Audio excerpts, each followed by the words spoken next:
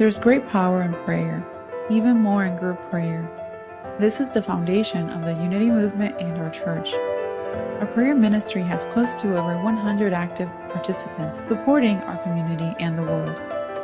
There's great synergy in us coming together consistently. Beyond our own personal experience with prayer, there's so much evidence to its impact on the collective consciousness. The Maharishi effect shows that if 1% of the population meditates, it produces measurable improvements in the quality of life for the whole population. The world is going through a lot of change. We must go to the unchanging realm of the divine and help co-create the best outcome for the most impactful event taking place. Let's join together to support this cause. Thank you for joining us. Your presence, your consciousness is summoned for humanity at this time.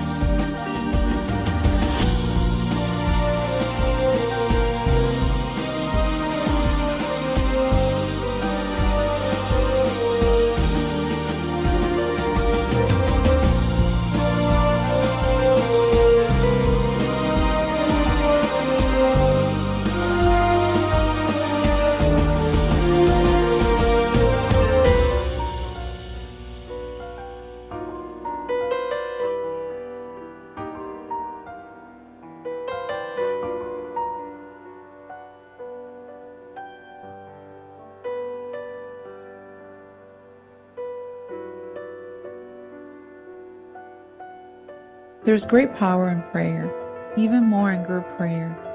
This is the foundation of the Unity Movement and our church.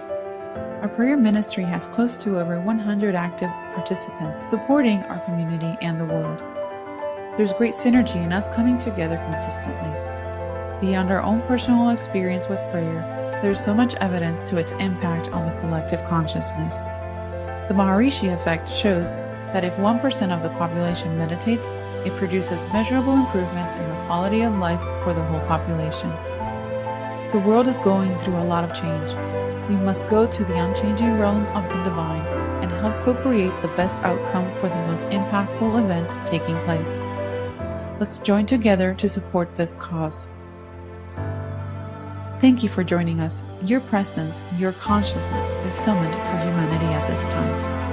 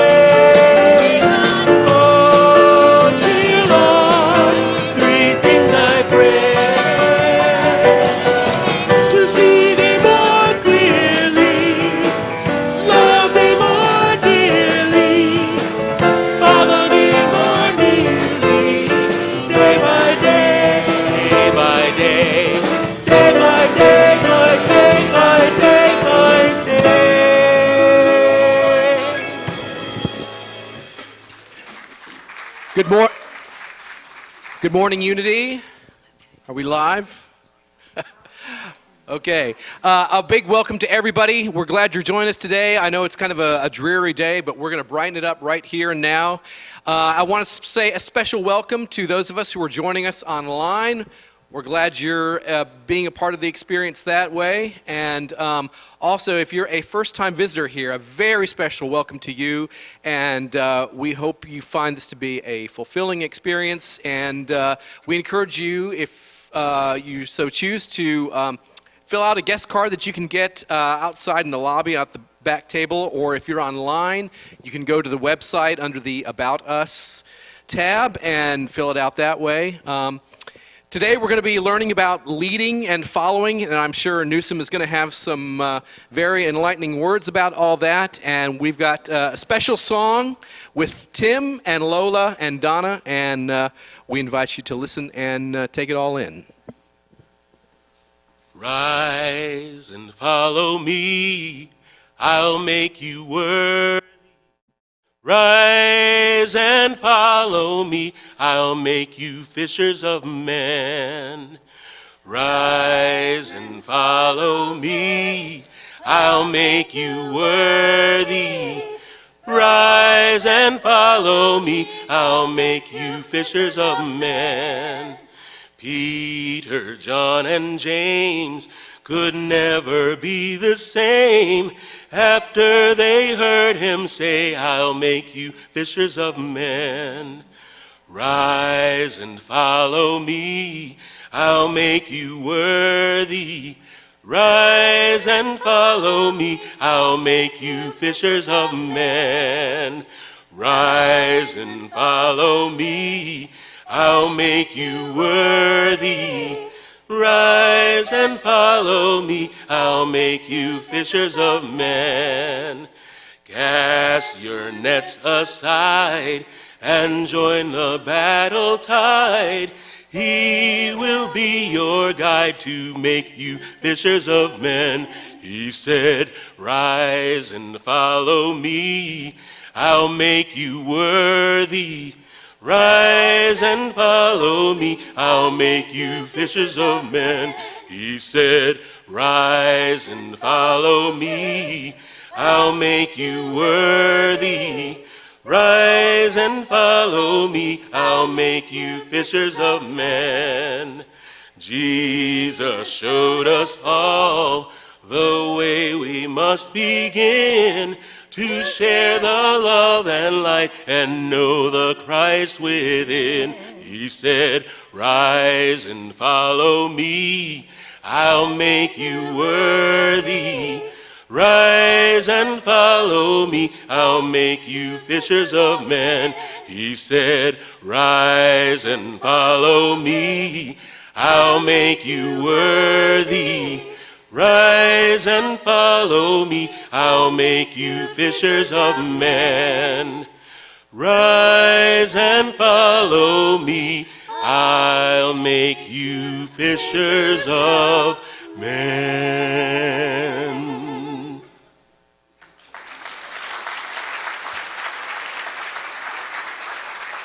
Thank you. Please join us now as we dismiss the students to their classes in the welcome song.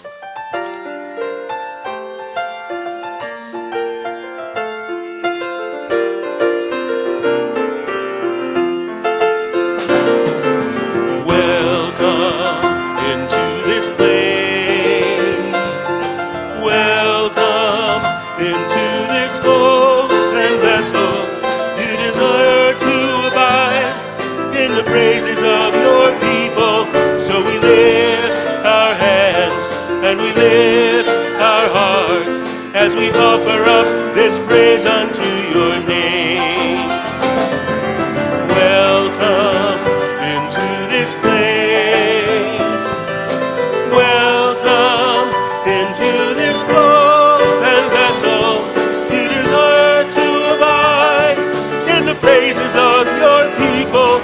So we lift our hands and we lift our hearts as we offer up this praise unto your name.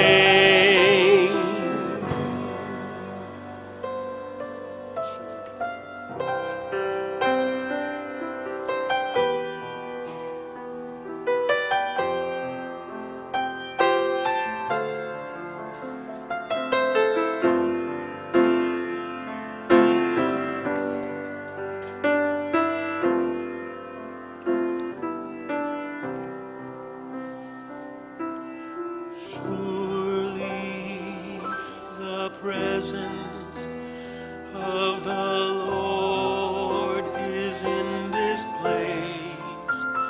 I can feel God's mighty power and God's grace.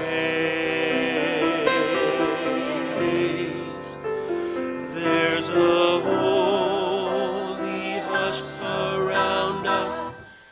I see glory on each face.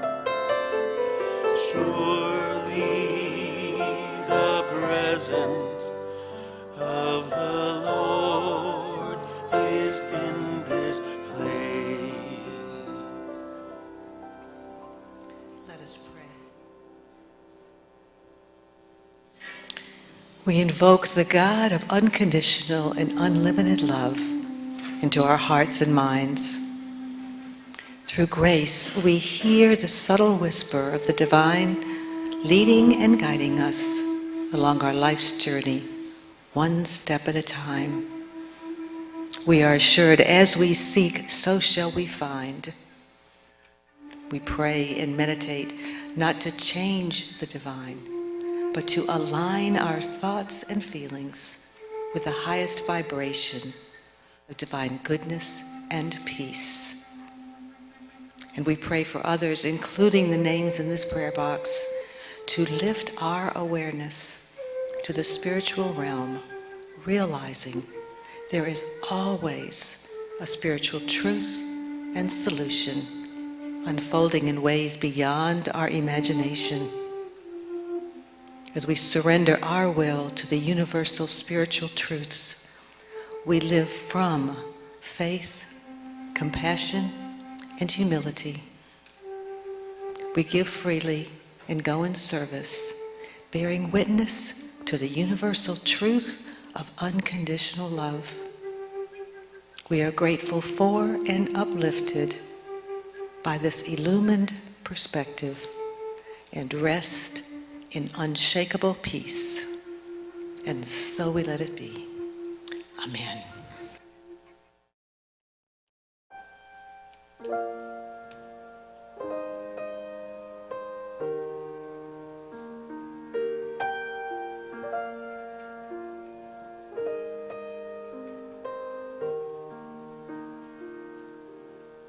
Oh Lord, show me the way. Oh Lord, show me the way. Oh Lord, show me the way. Dear Lord, show me the way.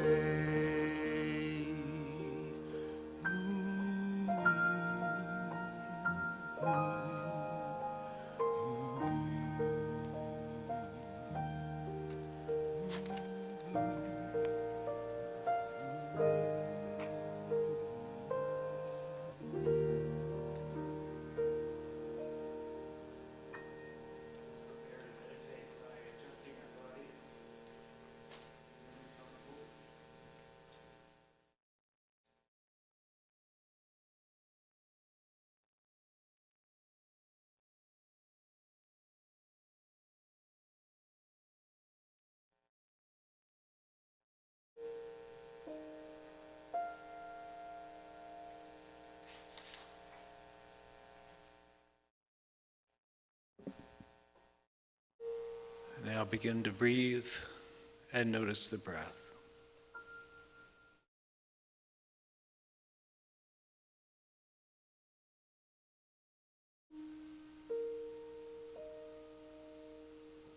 We let the breath be our guide inward.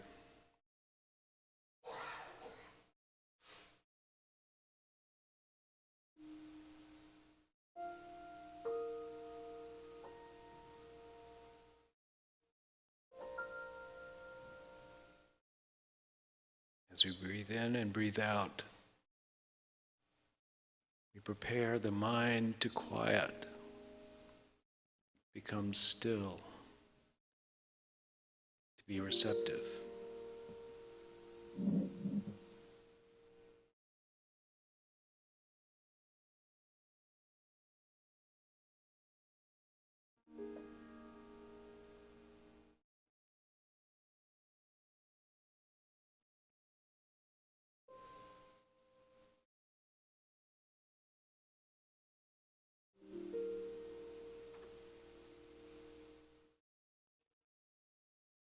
And we listen as the body quiets, as the heart opens, as our bodies relax. We listen.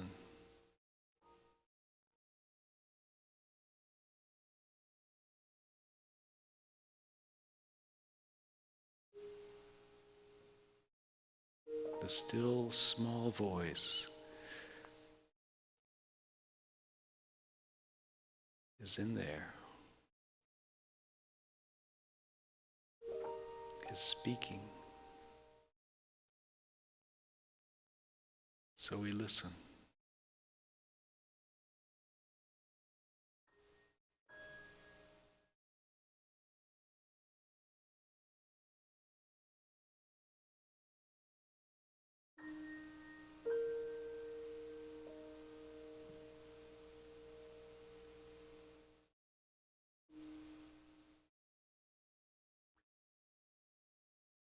As we continue to go deeper, to listen ever deeper, may we hear that still small voice of knowing.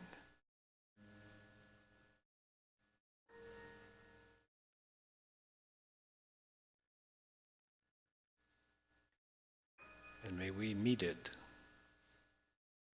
with wisdom and faith, with love and strength.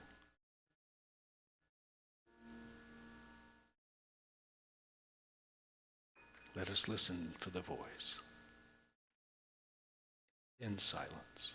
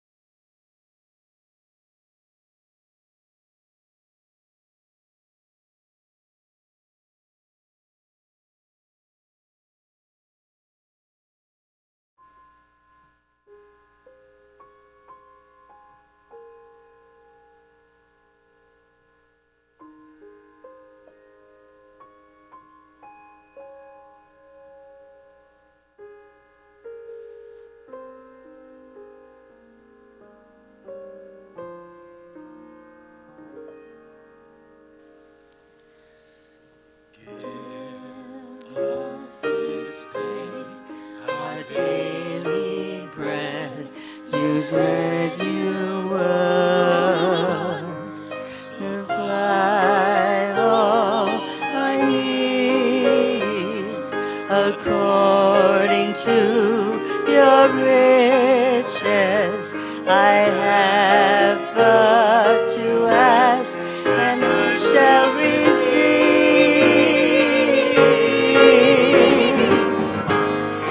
Go from here and share this love you gave to me, to show someone who's lost and help them find their way, the way to truth and faith.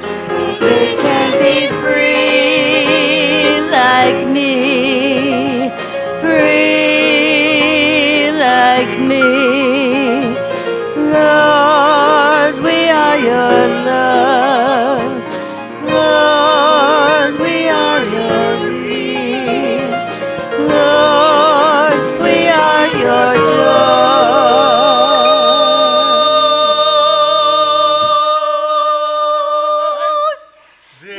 Thank you for this day. Thank you for this day.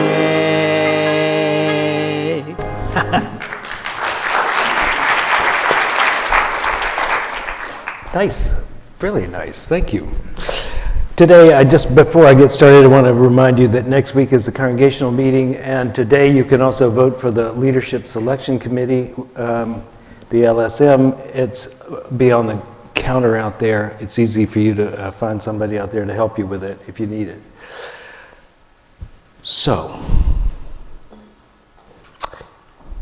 today we're going to do something I haven't done much of in my time as the minister here. I was trained in this when I was at ministerial school, but promptly abandoned it, as is my way. So today, let me see if I can pick up the thread that was given to me a long time ago, which is called a metaphysical Bible interpretation. It basically is Unity's way of incorporating Christianity into its Eastern thought. Shorthand version. And basically what it says is that you take the stories that were in the Bible that you might be familiar with and give them a second glance by looking to see what there might be as an underlying meaning to those stories, the meaning that might be fitting for all of us in each of our individual lives instead of just a story of historical fact or allegory. That it indeed is something we could say, essentially it's called metaphysical interpretation, but it could also be called psychological interpretation or individualized interpretation of the Bible stories. And we were sitting around in our staff meetings and we thought, well, what better place to start than at the beginning when Jesus calls his disciples. Now in Unity, there is a concept which has been promoted for the 120 some years, well, longer than that now, that essentially each human being is a chip off the old block of the divine, is essentially the same as the divine in mind that is the mind that created the universe. Now, when Unity uses the word mind, they do it with a capital M. There's no good way, in my opinion, to describe or encompass it in description, that which has formed all of existence. Some people call it God. Some people call it the universe these days. Unity's phrase was the mind, with a capital M. This mind we also share. Our mind is part of the mind. And we make contact with mind with a capital M through our mind with a small m. And so in our mind, we share the same qualities as that one presence. So I was reading an old book. You can tell it's an old book because it's so small, but has big print. I'll read you a passage from that.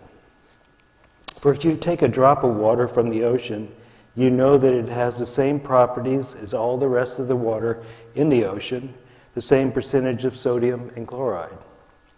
The only difference between it and the ocean is volume.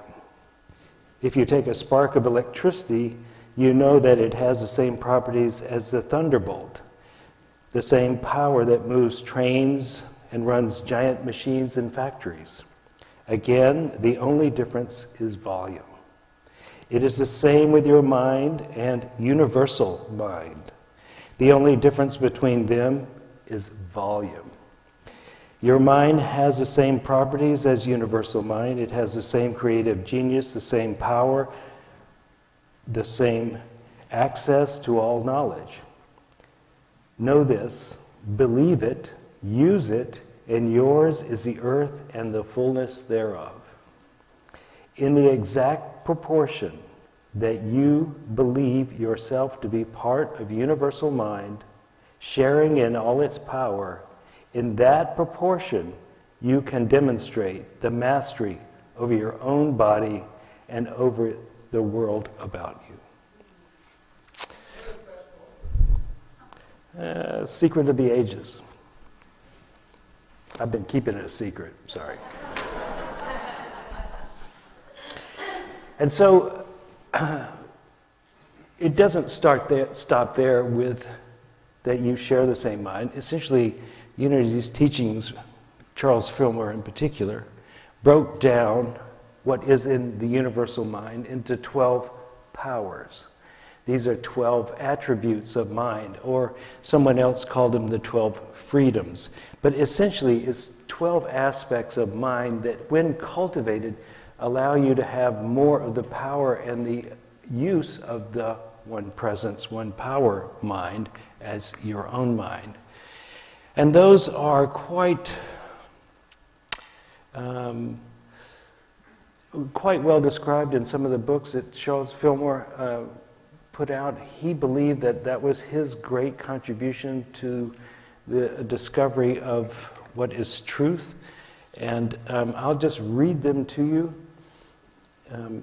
They are faith and strength, wisdom, love, power, imagination, understanding, will, order, and zeal, renunciation or elimination, and life. It's a handful, nothing we could do in 20 minutes. So let me talk to you about the first 4 disciples. Because to Charles Fillmore, the first 4 disciples, and all the disciples really, represent one of those aspects each. And so the first 2 to call were Andrew and Peter. Andrew and Peter were fishermen.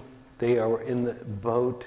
And in one gospel, Jesus says, hey, throw your nets off to the side, and they bring in a huge haul of fish. And then after that, he says, come and follow me. And another one, he just sees them in the boat and says, come follow me, and they do. And their 2 powers that they represent, one is, Andrew represents strength, and Peter represents faith. Now we'll jump over Andrew for a minute and come to Peter. Peter is also known as the rock, right? Petros, the rock. He was Simon first, and Jesus changed his name but called him Peter. Well, you know Peter as the one who is the rock you can count on, right? That's why when Jesus was being crucified or about to be tried for crucifixion, they said, hey, don't you look like one of his disciples? Aren't you one of those? He goes, no, that wouldn't be. You got somebody else. 3 times. Remember that guy that was the rock, always there, dependable. Not so.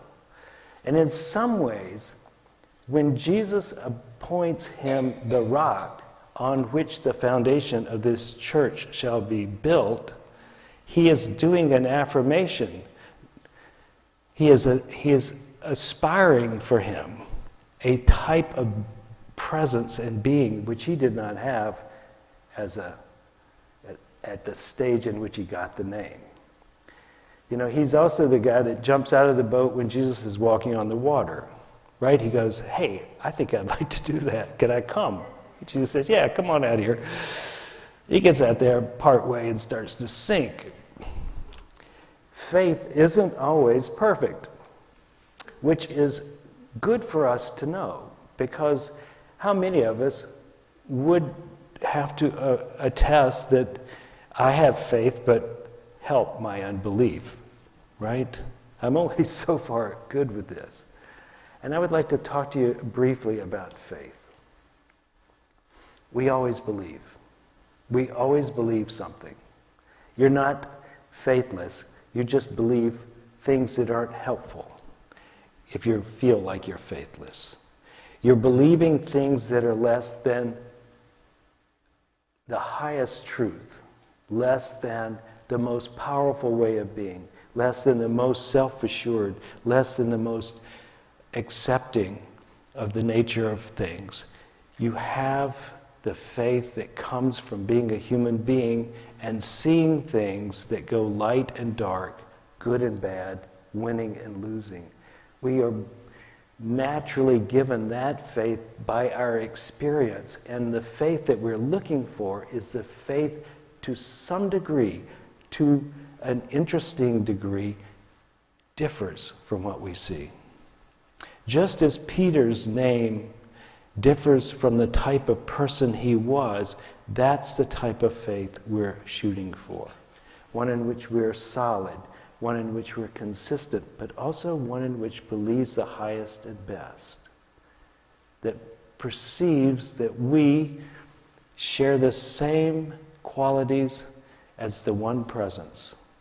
That's the faith that we say, yes, I have faith, but help my unbelief. This is what needs to be cultivated to become a true disciple of the one presence, to become an apostle of that. And how do we do that? And essentially, is the practice of spirituality, which is to learn, read, study, etc., and then practice. And the practice is the practice of seeing what is possible rather than just seeing what is here. So if we were to talk about most people, we would go, yeah, I kind of doubt they have the one presence, one power mind. Just looking at them, they look pretty average to me.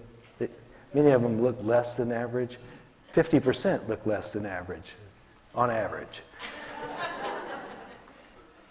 How is it they share the one presence, the one power? And as for me, I'm not feeling it either. The trick, the practice, is to allow the stories that you hear, the words of encouragement you hear, the ideas that spark something in us. Allow yourself to be inspired by that. Allow yourself to use your imagination to play with the idea that, hey, maybe this is true. I mean, where do I get my thoughts? Have you ever asked that? I mean, I stand up here most Sundays and go, where did that come from anyway? So I get to practice once a week at least, going, I'm surprised what came out of my mouth. Have you ever had that? Oh, when it worked well, that is. When it goes well, when you come up with an idea that you had no idea how to understand. And how many of you have set an intention and it just came about? Have seen that? And when you have seen that, have you discounted it? Or have you gone, aha, there might be something to this? And it is that practice of looking for the truth with a capital T, that you too are part of that one presence. That you are the voice, the hands, the eyes, that can act out and create according to a higher vibration, can actually become that presence made manifest. And so we say things in unity to remind us of the truth, not to make it true, but to remind us of the truth, and we call these affirmations. And when the mind is given an affirmation, it will begin, repetitively, it will begin to believe it. So what you have fed into your mind over and over is what comes out of you. It is also what affects the subconscious, the automatic, ongoing, repetitive thought process. It's also a very creative process that hears what you want, or are saying at least, hears what you're saying and says, I shall make it so. It's a ridiculously obedient thing. If you repeat it to yourself continuously, it believes it. It becomes automatic. And that automatic mind is now working toward proving the very thoughts that you have fed it over and over. It continually works toward, invents, and looks for evidence to say yes to what you have told it. So if on a daily basis you said, I'm poor, I'm poor, I'm poor, I never succeed, the world goes against me, everything is, I'm going to go eat some worms. If you keep saying that over and over, it will eventually go, you're going to be that way, buddy. I'll let you know that you were right. As Henry Ford would say, if you believe you can, you can. If you can't, if you believe you can't, you can't. If you believe that you are a child of God and that you have the powers of the divine within you, and you begin to repeat those thoughts over and over and make a practice of thinking those thoughts, then the evidence will begin to build in that direction, and your faith will be stronger. And then you have to use the second apostles, Andrew, the power of Andrew, the power of strength, to hold steady, to continue, to not become wishy-washy, not be hearing other things and going, oh, well, maybe I'm, or maybe your smallest setback, you fall apart. Or you deny your success. Or you say, I've seen others as hateful and losers, I must be one myself. So it comes down to the next one, which is wisdom, is to judge wisely, to be very alert, like James, to what your mind is saying, and so that you can judge what you choose to repeat to yourself again and again. And if you repeat to yourself again and again something stupid, do not expect great results. This practice of telling yourself the truth, even when it doesn't seem to be evident yet, is just what Jesus did with Peter. On this rock. Well, he did sink like a stone, but on this rock, I will build the church. And so, it's aspirational. Some of the things we have to say to ourselves in the beginning are aspirational. There's not evidence in the outer world for it yet. But if you buy into the idea that the mind is the creator of all that is, that essentially there was nothing, and then there was the thought of something, and out of that thought came the emanation of the universe. If that's a reasonable way for you to try to understand what no one can know, that perhaps that it is the thought that comes first and then creation, then it would also trickle down that today the thought you have will be the creation you have tomorrow. And so the practice of keeping your thoughts on what you want, not on what you don't want. That's why it's better to not complain. That's saying it out loud what you don't want. That's giving it air time. Mind time, and you are possibly building agreement in the world out there as well. So now you have really tripled down on what you don't want. Complaining doesn't work. Well, maybe it does. And maybe you need to do it once and get it off your chest. But it's that repetitive complaining. How many of you have that? Know anybody? Not us, of course, but somebody else. Somebody else who just complains and complains and complains and complains. They're really fun to be around, aren't they? It's kind of like... They probably win most popularity contests just on being the biggest complainer. It's not likely, is it? So, what is happening with the choosing of these apostles and their representative in the story that Unity is finding in the subtext of this story is that you need to have faith. And you need to be strong in that faith. And to keep that faith going, you need to be able to be wise in your judgments of how you interpret the facts of today, but also in what you allow to be repeated in your mind. To be clear enough that you don't get in the habit of complaining internally either, or finding the worst, or amplifying the feelings of fear, loss, doubt. They will be coming anyway, but they don't have to be fed. And if you can do that, there's one more ingredient that will help. At least one, but this one is love.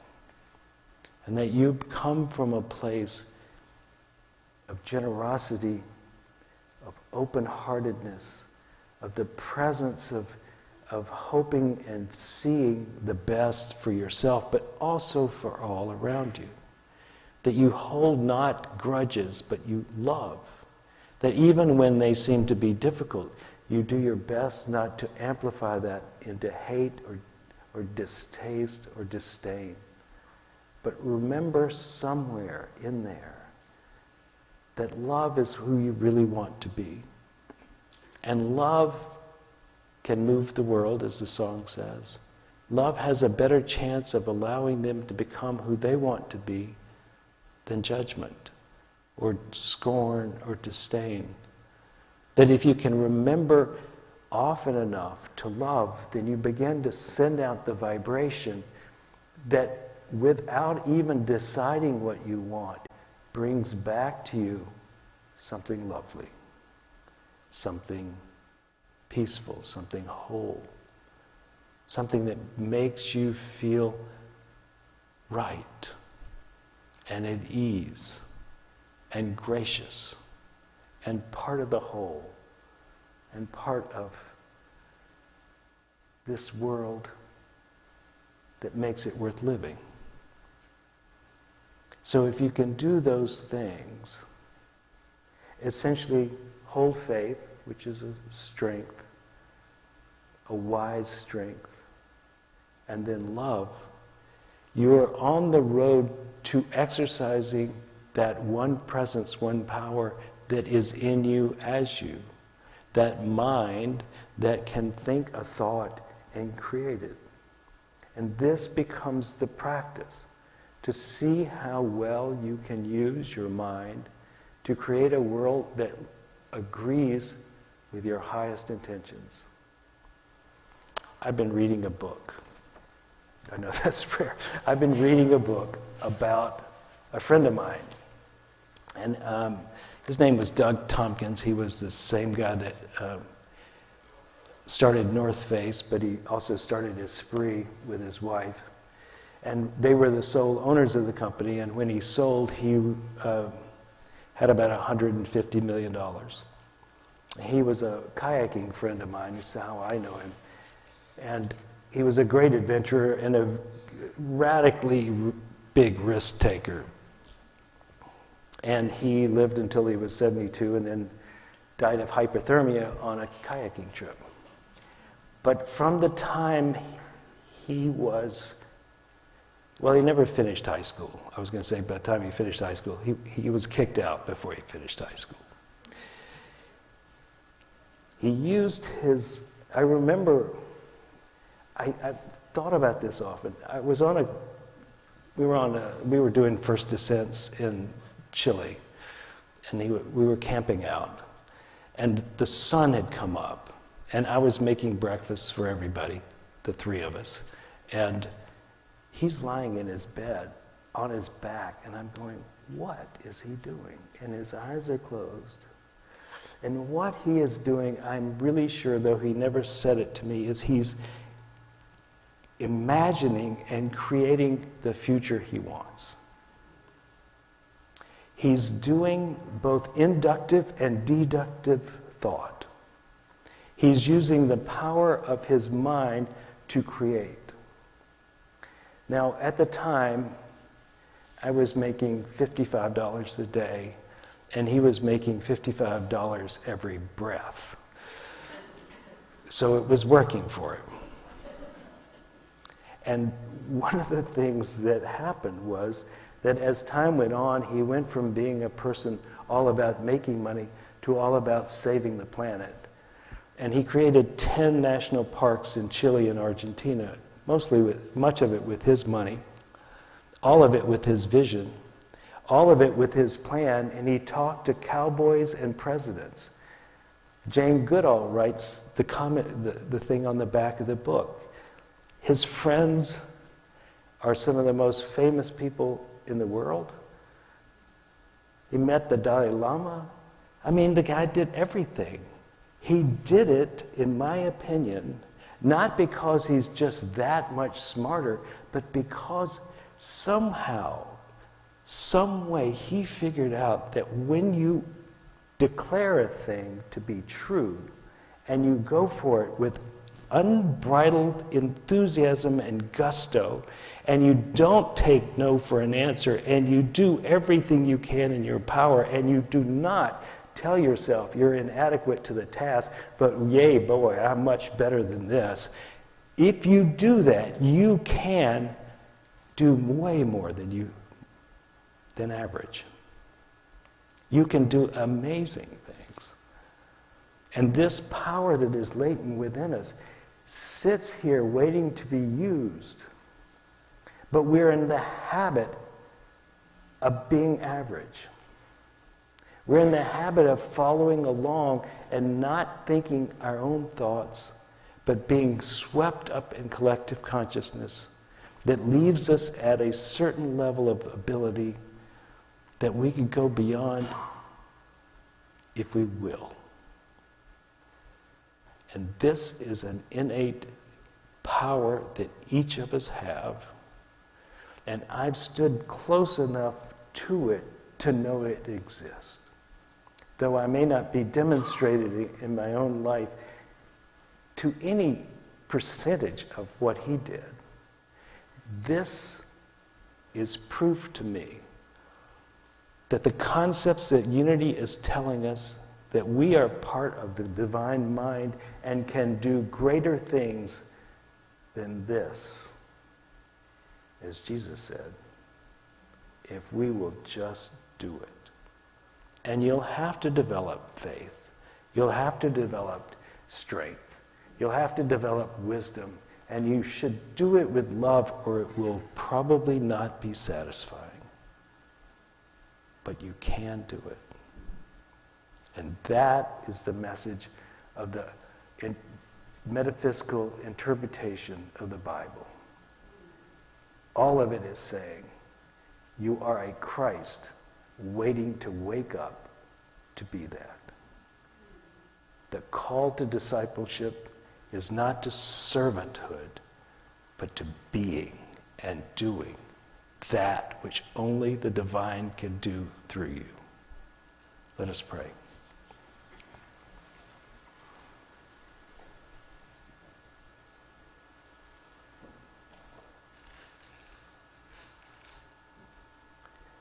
Let's start with the body again and relax. And let the thought that you and the one presence share the one mind, that your unconscious and the divine ability to create are related. We share the thought of and the power to create. We share invention, imagination, strength, zeal,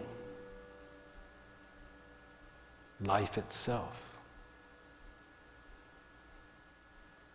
We can be wise. We can be loving. We can order things and use our will to create.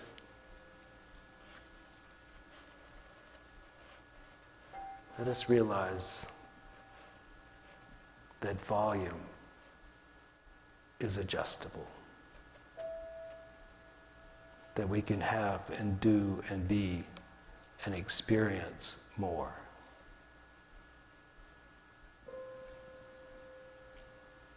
In the beginning and in the present, let it be. And so it is. Amen.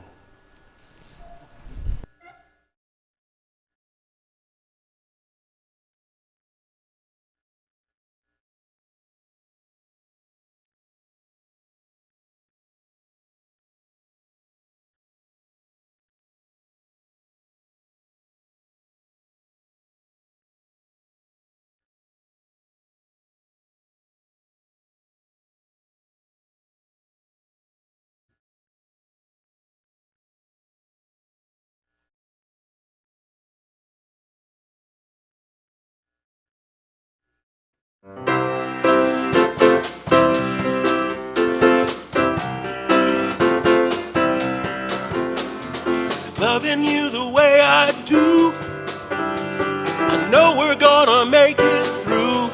And I would go to the end of the earth. To me, that's what you're worth.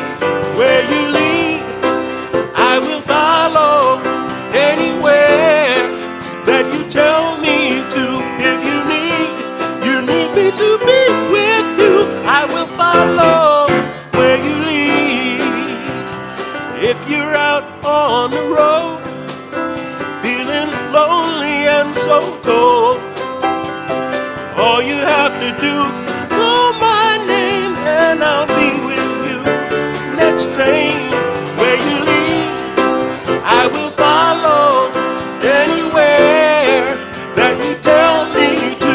If you need me to be with you, I will follow where you lead.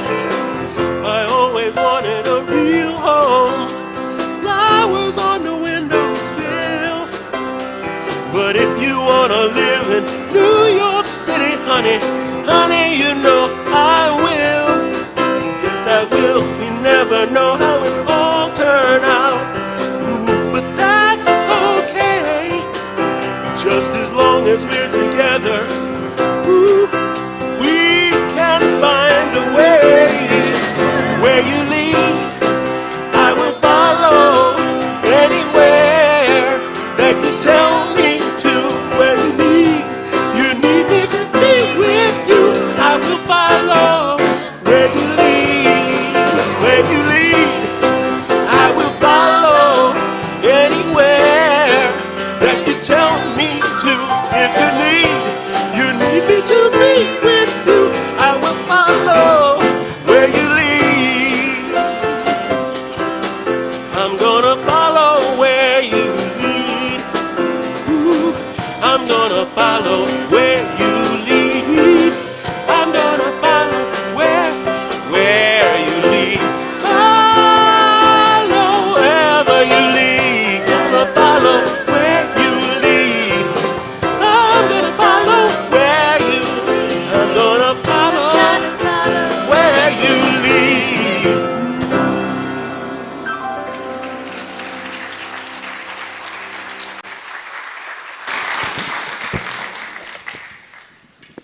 Thank you all. Thank you all.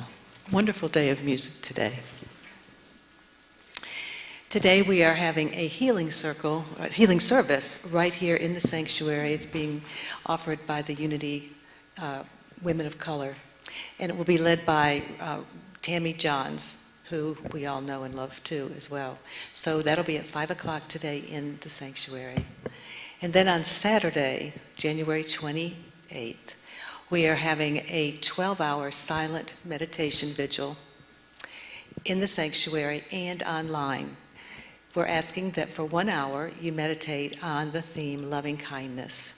You can do that either here in the sanctuary or online in a little bit different way. We've done it by Zoom before, but this time you go to YouTube and key in, go in by YouTube, and then you have the option of picking from some meditations that you can listen to that will help you lead you into that hour of meditation.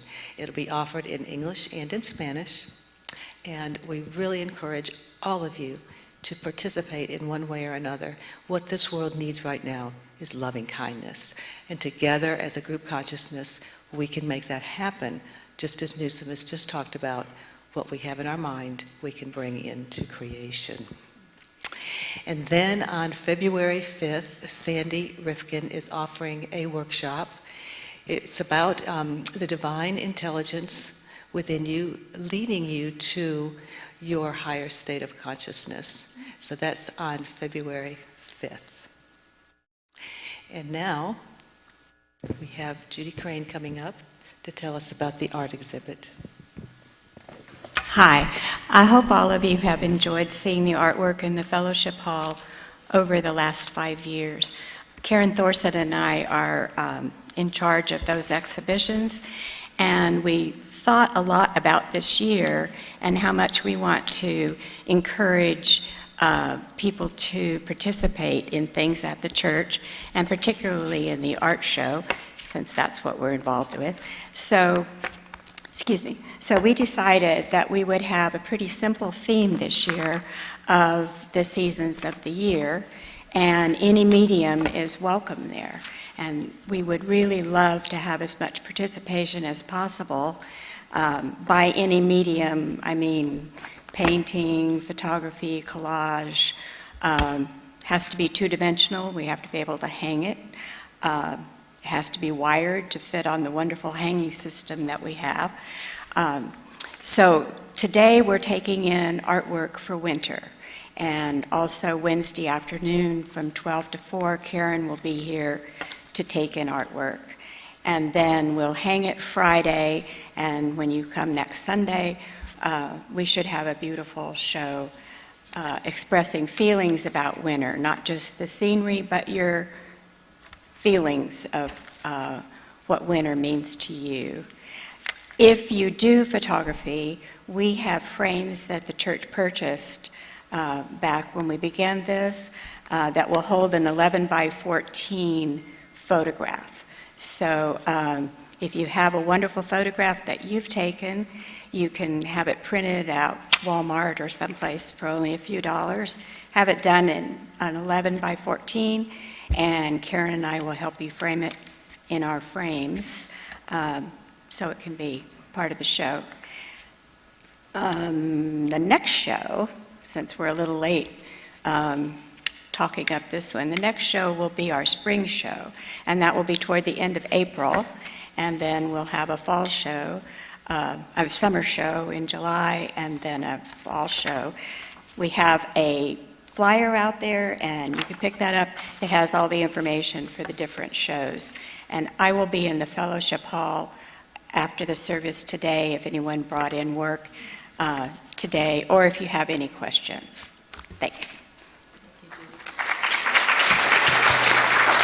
We love seeing the fellowship hall filled with art, so please, please come and participate. And now Don has something for us. Friday, February 3rd, Mardi Gras. We ask that you would please sign up on the website or out in the lobby as soon as possible so we can get an accurate head count for the Cajun food that's being prepared. My previous announcement, I said that a requirement was for everyone to have beads and a mask. I was referring to a Mardi Gras mask. Just want to clarify that. Speaking of masks, masks and beads will be sold for a total of $5. The money will go towards the youth to help them in their various endeavors. The youth yesterday came adorned in decorated masks. They are in display in the fellowship hall. Not yet for sale. It's a teaser. So please take a look at the masks. We need volunteers on the Saturday and Sunday after the party to help us kind of clean up. If you're interested, please get in touch with Linda Rosen or myself. Finally, Mardi Gras sayings. What happens on the float stays on the float. We don't hide crazy, we parade it down the street. She's wearing too much glitter, said no one ever. And finally, the pearl of wisdom, life is short, buy the beads. Thank you. Thank you, Don. Now will the greeters come forward as we bless our gifts. Give yourself the gift of generosity. If this spiritual community feeds you and flourishes you and nurtures you, we ask that you give generously of your time, talents, and treasures. We have many ways that you can contribute financially. You can go online and donate to unitytriangle.org on the donate button. You can have your debit or credit card swiped in the hall here, or you can even be a consistent giver where you give every month the same amount and we draft your account. So we ask that you please consider your spiritual community as your spiritual home as you give generously. And now let's bless our gifts with the affirmation on the screens together. Divine love as me blesses and multiplies all that I am, all that I have, all that I give, and all that I receive. Thank you.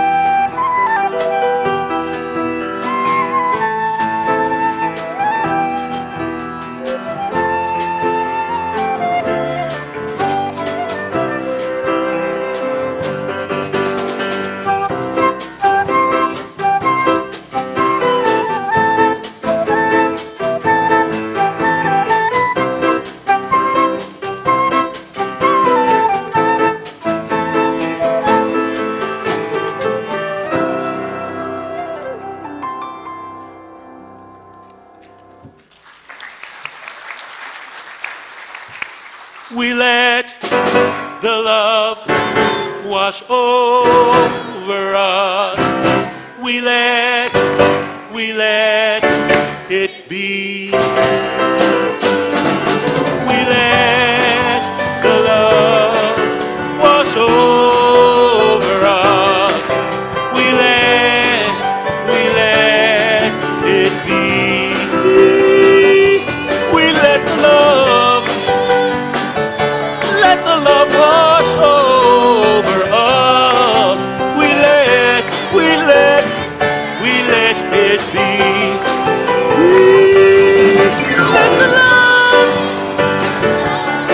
Let the love wash over us. Oh, we let it be.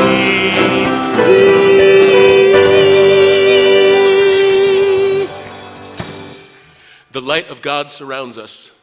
I am the light of God. The love of God enfolds us. I am the love of God. The power of God protects us. I am the power of God. The presence of God watches over us. I am the presence of God. Wherever we are, God is, and all is well.